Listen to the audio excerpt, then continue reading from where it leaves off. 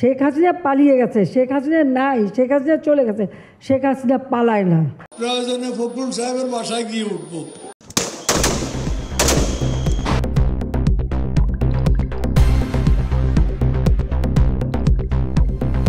পৃথিবীর ইতিহাসে এমন নজিরবিহীন ঘটনা কোন রাষ্ট্রে দেখা যায়নি, যেই রাষ্ট্রের প্রধানমন্ত্রী পালিয়ে যাওয়ার পরে নেতাকর্মীদের সকলেই পালিয়ে গিয়েছে। শুধু নেতাকর্মীরা নয়, বরং পালিয়ে গিয়েছে মসজিদের ইমাম ও খতিবও। এ যেন সিরিয়ার স্বৈর শাসক বাশার আল আসাদকেও হার মানায়, যেই দেশের নেতার ভিতরে একজনে বলেছিল পালাবো না, প্রয়োজনে ফখরুল সাহেবের বাসায় গিয়ে উঠবো। আমরা এই দেশেতে জন্মি, এই দেশেতে মরবো, পালাবো না।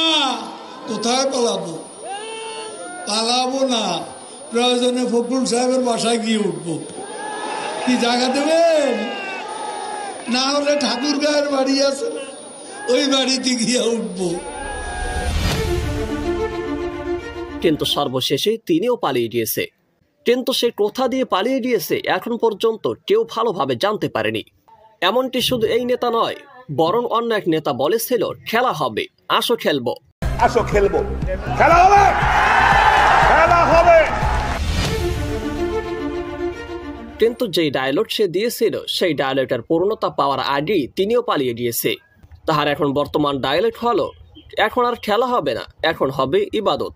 সম্প্রতি তাহাকে একটি ভিডিওর ভিতরে দেখা গিয়েছে তিনি কাবা শরীফের সামনে হজ করতে গিয়ে দোয়া করছেন সকলের নামে।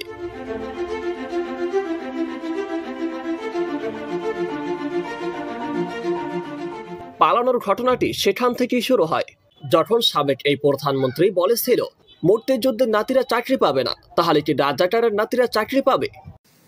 মুক্তিযোদ্ধাদের নাতিপুতিরাও পাবে না, তাহলে কি রাজাকারের নাতিপুতিরা পাবে? কোটা আন্দোলন করবার আগে তাদের তো পরীক্ষার রেজাল্টগুলি দেখে নেওয়া উচিত ছিল যে কোথায় তারা দাঁড়িয়েছে। আর দ্বিতীয় কথাটা হচ্ছে মুক্তিযুদ্ধের বিরুদ্ধে এত ক্ষোভ কেন? মুক্তিযোদ্ধাদের নাতিপুতিরাও পাবে না, তাহলে কি রাজাকারের নাতিপুতিরা পাবে? সেটা আমার প্রশ্ন, দেশবাসীর কাছে প্রশ্ন। তাহলে কি রাজাকারের নাতিপুতিরা পাবে? সেই থেকেই শুরু হয় শিক্ষার্থীদের এক দফা আন্দোলন, যা ছিল সরকার পতনের আন্দোলন।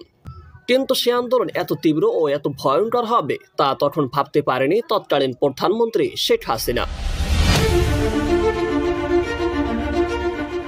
যখন সে আন্দোলন বাড়তে বাড়তে এক পর্যায়ে বেড়েই গিয়েছিল, ঠিক তখনই সাবেক আইসিটি প্রতিমন্ত্রী জুনায়েদ আহমেদ পলক ইন্টারনেট বন্ধ করে দিয়েছিল। ইন্টারনেট বন্ধ করে দিয়েছে। আমরা ইন্টারনেট সারা দেশে বন্ধ করিনি, ইন্টারনেট বন্ধ হয়ে গেছে। সেই ইন্টারনেট বন্ধ করার কারণে শিক্ষার্থীদের ক্ষোভ আরো বেড়ে গিয়েছিল। সেই আন্দোলনের তীব্রতা এত ভয়ঙ্কর ছিল যে 5ই আগস্টের সকাল থেকে গণভবনের চতুর্পাশ ঘেরাও করে ফেলল। কিন্তু শেষ পর্যন্ত শেখ হাসিনাকে দেশ থেকে পালাতে বাধ্যও করেছিল। কিন্তু সে আন্দোলনে কত ভয়ঙ্কর যে দৃশ্য ঘটে গিয়েছিল তা হয়তো এখন আপনার আমার কিছুটা হলেও অজানা। কখনো শিক্ষার্থীদেরকে একা পেয়ে মেরেছে, আবার কখনো দাও দিয়ে টপিয়ে মেরেছে, আবার কখনো দল বেঁধে মিছিলের ভিতরে ঢোকে তখন শিক্ষার্থীদেরকে তারা পিটিয়েছে।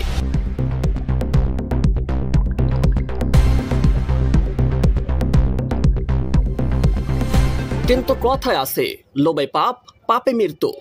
ঠিক তেমনি ভাবে বেশি লোভ করা যে উচিত নয়, শেখ হাসিনা এখন হয়তো হারে হারে তা টের পাচ্ছে।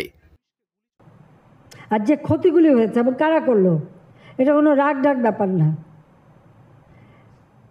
শেখ হাসিনা পালিয়ে গেছে, শেখ হাসিনা নাই, শেখ হাসিনা চলে গেছে, শেখ হাসিনা পালায় না।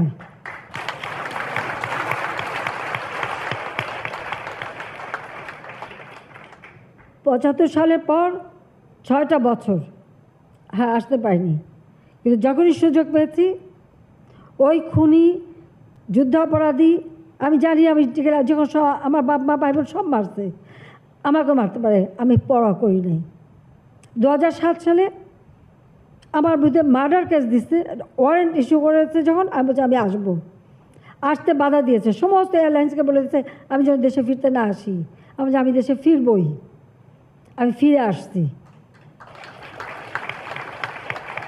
আমার ফ্রান্সে যাওয়ার কথা, ব্রাজিলে যাওয়ার কথা আমি ক্যান্সেল করে দিয়েছি, যে আমার দেশের এই ক্রাইসিসে আমি যেতে পারবো না। কি জায়গা দেবেন? না হলে ঠাকুরগাঁয়ের বাড়ি আছে, ওই বাড়িতে গিয়ে উঠবো। ঠিক আছে? বড় জ্বালা জ্বালা, অন্তর জ্বালা, জ্বালায় জ্বালায় মরে। পদ্মা সেতুর জ্বালা, যেতে না যেতে আরেক জ্বালা। কি জ্বালা? Metro rail. মেট্রো রেলের পর আরেক জ্বালা আসছে, বঙ্গবন্ধু টানেল, নদীর তলদেশে টানেল। জ্বালারে জ্বালা, অন্তর জ্বালা। যেদিকে তাকাই উন্নয়ন উন্নয়ন। রাজশাহী শহর গ্রিন সিটিতে রূপান্তরিত হয়েছে শেখ হাসিনার উন্নয়নে।